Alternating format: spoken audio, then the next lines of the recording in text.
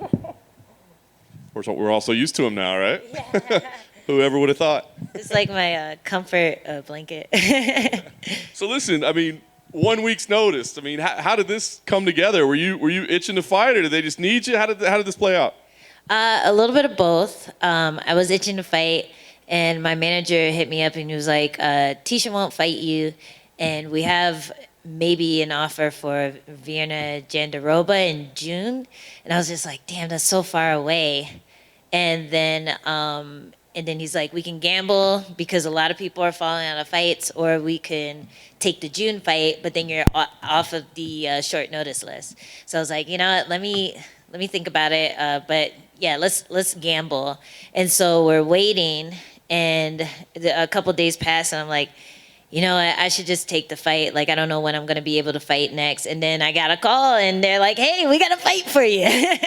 So I definitely felt kind of lucky, the luck of the bet or whatever. And knowing that it was next week as opposed to next June, I was definitely more ready to say yes, just because, like, I'd rather get it done now than wait for months and maybe even not have a fight. So yeah, I was stoked when they called me. Was there any part of you that did? I mean, I know that you've always been the kind to like jump in and take fights, right? But I mean, your stock is kind of elevated lately, even in some setbacks. So was there any part of you that was like, certain people kind of reach a certain level and they go, I can't take short notice fights. I need a full camp. I got a plan. So did that play into your thought process at all? I mean, it's always going to be there in the back of your head, but I feel like it's just that fear of performance. And for me, the best way to deal with it is just by getting in there over and over. It's like when the water is cold, you just got to jump in it. And the longer I wait, the more anxious I get. So I love jumping right in. Last time I took a fight on a week's notice was in Invicta, but I got a knockout there.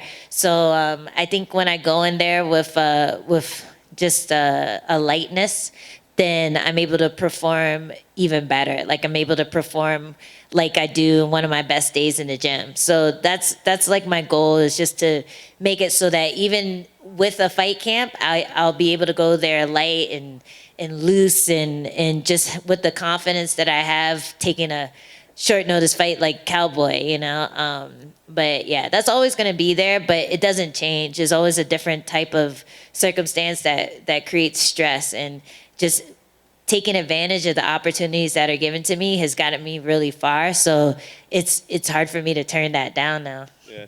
You said that your manager said Tecia won't fight you. We've seen a little bit of the back and forth on social media, obviously. I mean, is that a fight that does interest you, or now the way things have played out, do you feel like I don't want to mess with this girl anymore? I think she's a punk, I don't think she wants to fight someone she already beat.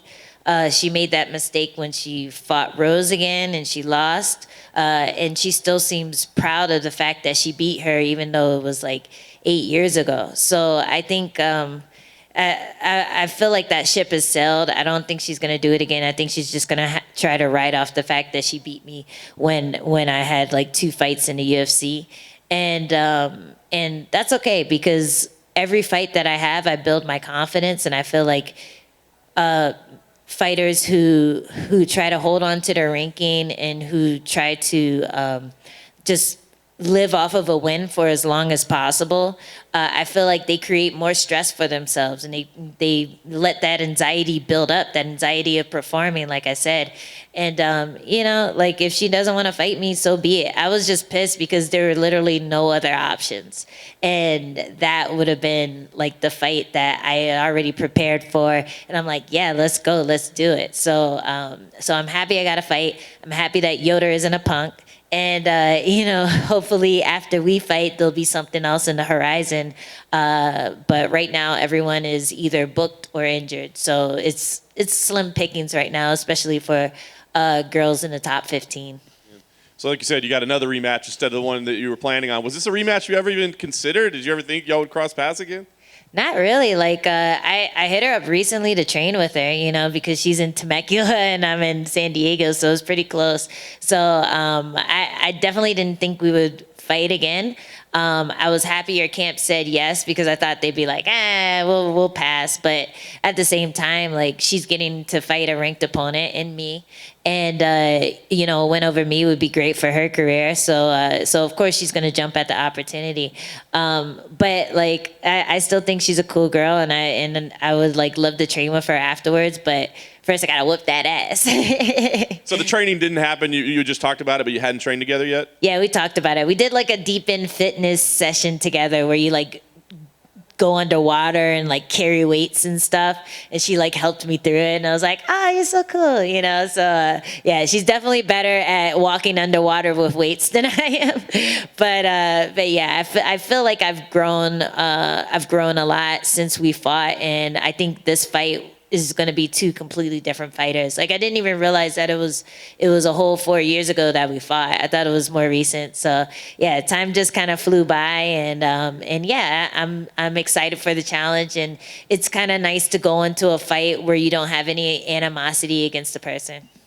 Last thing for me, you talked about like not having pressure and all those things, but is a result here important? I mean, like I said, 2 split decision losses, but I feel like your stock has gone up in those performances. Yeah. So do you feel any like, I got to get the result this time, or do you not think about it that way?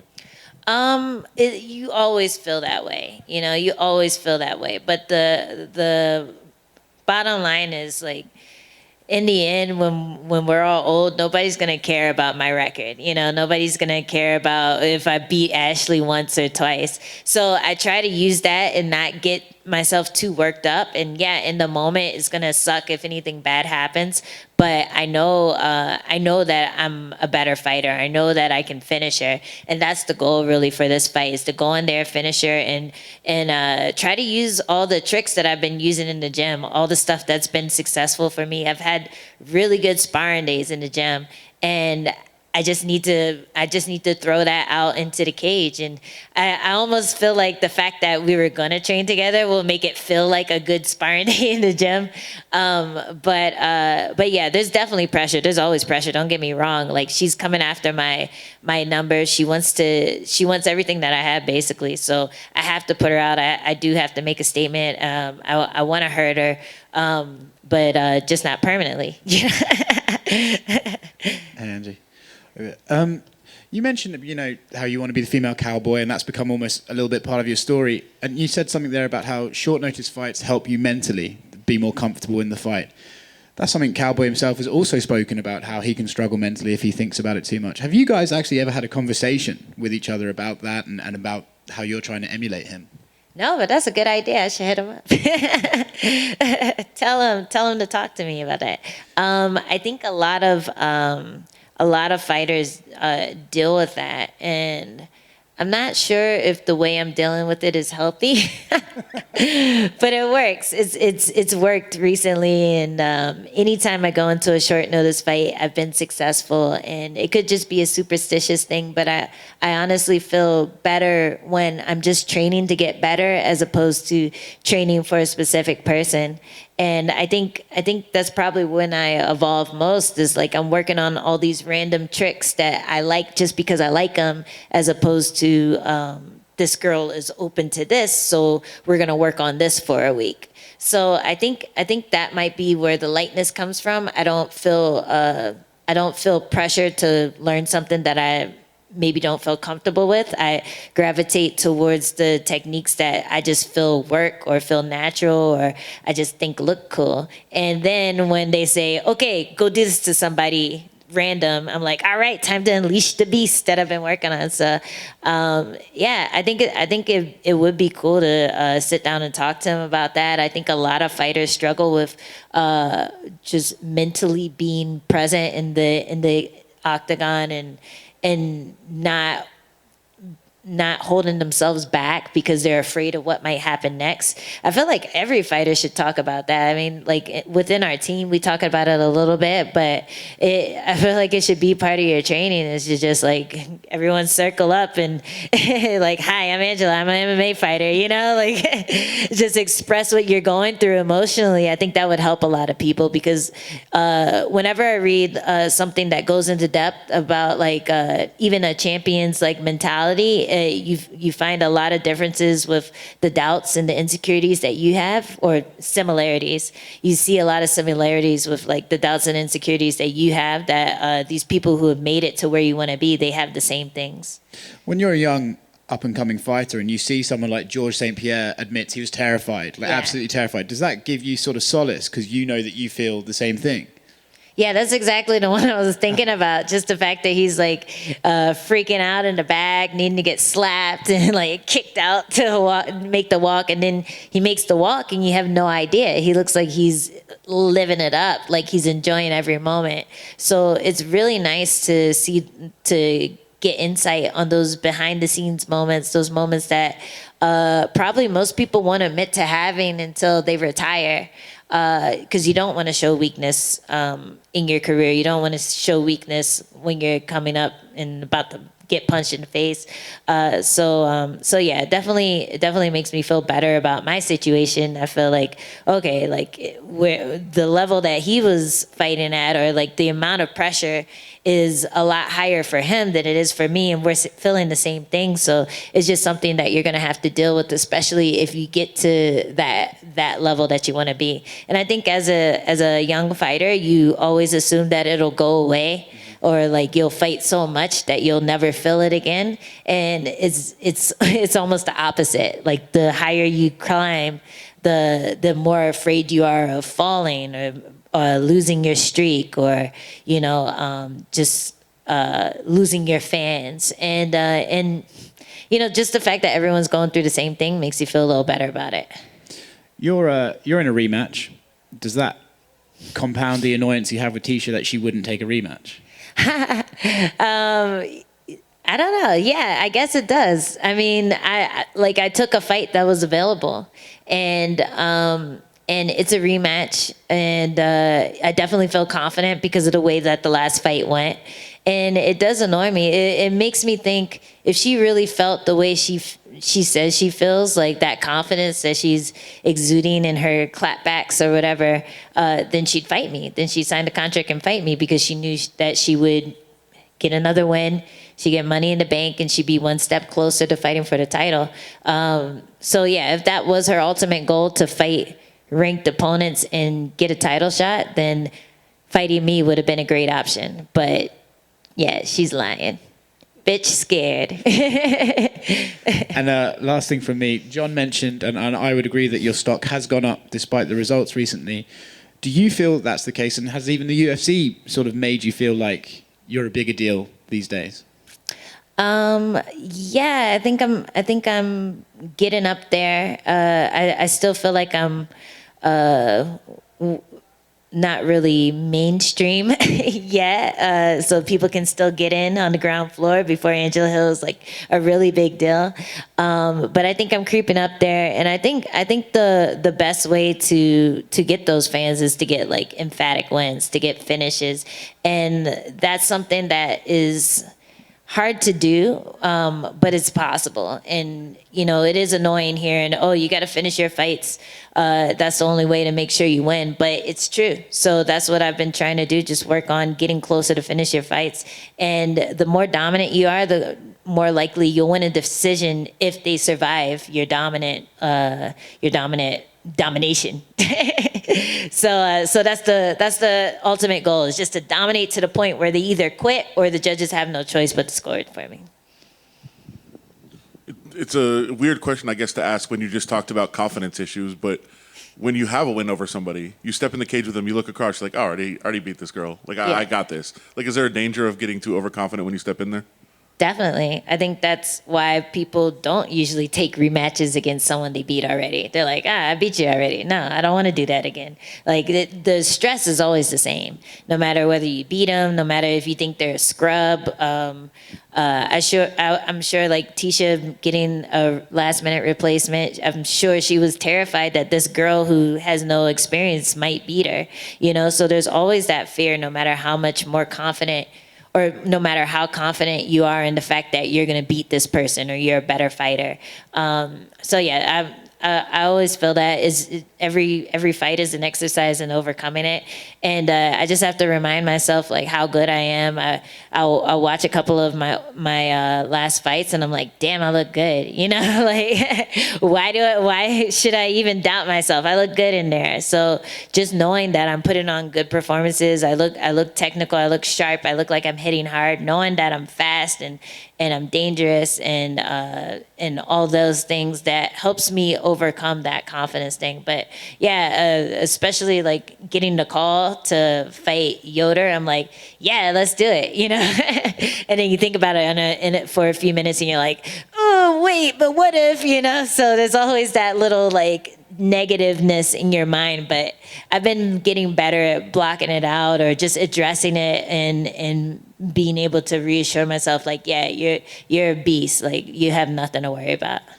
When you've had a couple of decisions go against you, like you have, do you think in the cage like, what can I do here to impress a judge instead of what can I do to beat her? Like, is there a danger of thinking that way? I don't know. Like I think the things that I've thought about have been kind of harmless.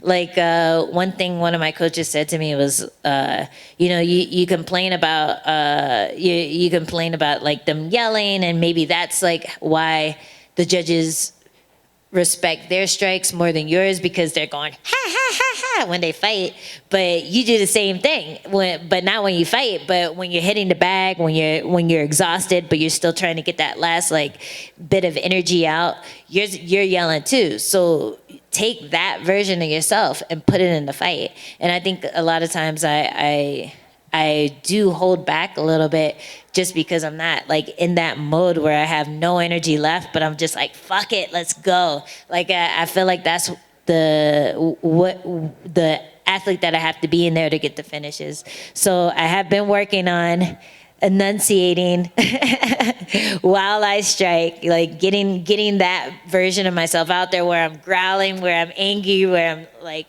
tired, but I'm still giving it my all, still trying to punch through the bag. And that's how I want to approach this fight, especially if she gets hurt, I want to go in there and just just like put it on her. Will you also ask for a rematch of the underwater weight carrying? Will you go up against her again? Yeah, I don't know. I don't like it.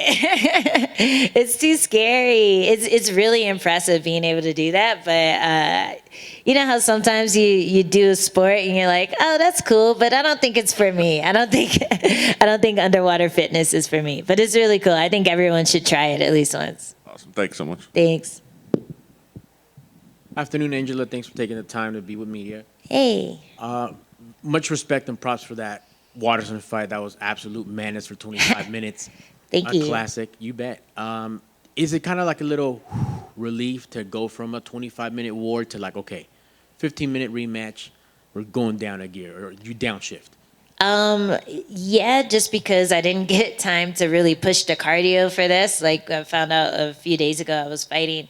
But if anything, that fight gives me confidence because I was preparing for a 3-round fight. And I was like doing my regular routine or whatever. And then like that Saturday, they were like, hey, you want to do 5 rounds? You guys are the main event. And I'm like, oh. Okay. And then I was able to push the pace in the last 2 rounds as well. So I definitely felt good about my cardio and the amount that I am able to exert in a fight. So going down to 3 rounds it almost feels like a vacation, you know. But I'm definitely happy for the 3 rounds. I probably wouldn't have wanted 5 rounds this time just because I only had a week to prepare. But I have been training and my cardio's felt good in training. So I feel like at any time, if I'm training at least like 5 days a week, then I'm ready for a 3-round fight at any point in time. So yeah, I feel confident in that. And yeah, it's nice to only have to be in there for 3 rounds. Oh, that's great, because you have fighters like Bernard Hopkins, Floyd Mayweather that are known as gym rats. So I'm assuming you stay in the gym, you stay ready. You don't have to get ready, you stay ready. Yeah, exactly. But the difference between like fight camp me versus regular me is that there just isn't that intensity, and the intensity is where you like really get your cardio pushed. Then I'm running more. I'm making sure that I don't skip a class, making sure that I'm not eating like shit. I'm just more of a machine when I'm in fight camp. So that's the only thing that sucks about short notice, is that if I'm not training hard, which sometimes I'm training hard, sometimes I'm more focused on learning. You do worry about whether you can push it or not. But I think after that 5-round fight, I feel like no matter what I'm doing, I know I can push it. All right. Thank you. And lastly, for me, everything seems to be just firing on all cylinders. People are avoiding you like you're one of the Diaz brothers. Off of losses, we'll say you're a Diaz sister. Social media game, people are retweeting, following you. You seem like you really put it all together and developed your personality. What's the key? What's been the secret lately to the evolution of your fight game?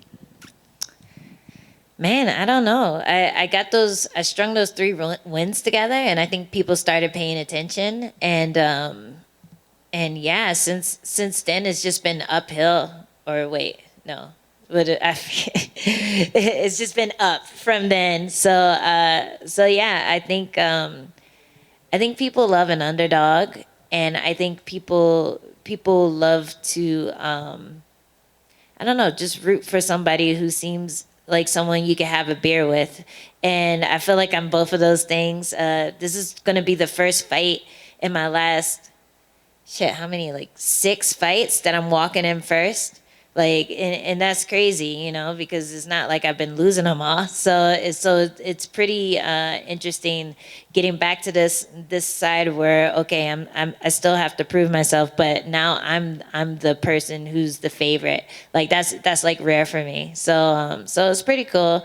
And I'm starting to see that separation from where I was, like, say 4 years ago when I fought Yoder to where I am now. Like, there's a separation, and people respect the fact that I am an elite fighter. I am an elite strawweight. I'm one of the top 15 deservingly. And my last 2 opponents think I should be in top 10 or top 5. So there you go. So yeah, it's pretty cool, and I wish that on paper it said the same as how I feel, but I know that that's just gonna force me to do better and force me to perform better, and I'm only going up. Like, every performance, I only get better, and that's always a big confidence boost for me.